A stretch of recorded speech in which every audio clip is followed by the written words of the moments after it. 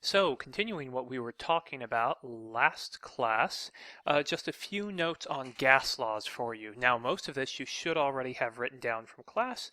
If not, you can get it now if you weren't here in class or if you missed it. That's one of the points of these videos, after all, that if class goes a little bit too fast, you can slow this down and watch it as many times as you like. I am a little bit sorry that this may be a little late for some of you, so I'll try to make the video fairly short. First of all, Boyle's law. You'll recall that Boyle's law relates the relationship, I guess, between pressure and volume. Essentially, the first pressure times the first volume of the gas.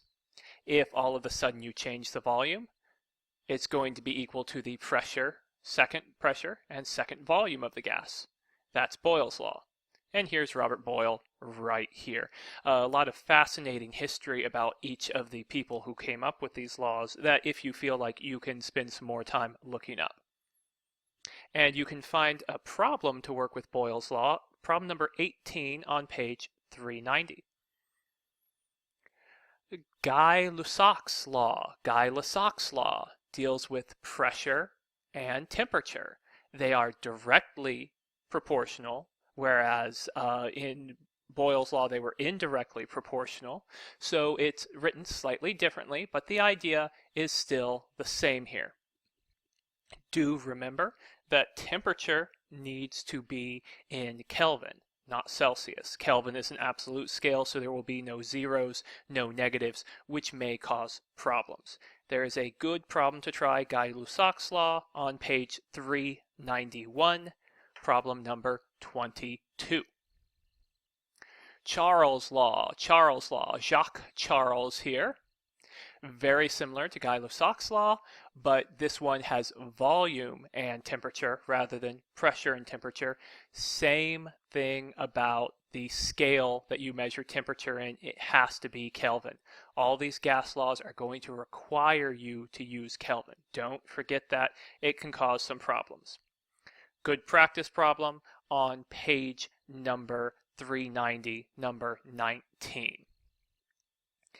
And you'll remember from class we can put these all together to make the combined gas law. P1 V1 over T1 equals P2 V2 over T2.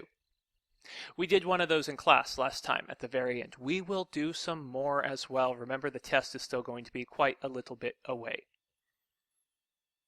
Okay, now on to a new law that we hadn't even touched yet.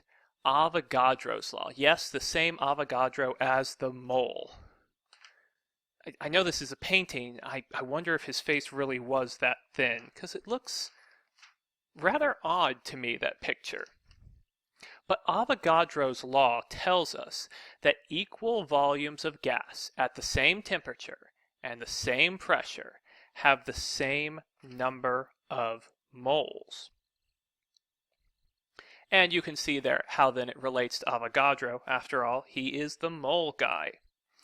So, notice it says same temperature and same pressure. Well, if we're talking about same temperature and same pressure, then there should be a pressure and temperature that everyone agrees to measure things at.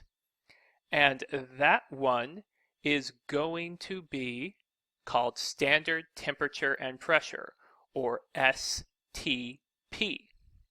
STP is going to be a pressure that is 0 degrees Celsius, or 273 Kelvin, and 1 atmosphere of pressure. So 1 atmosphere of pressure, 273 Kelvin, that is STP.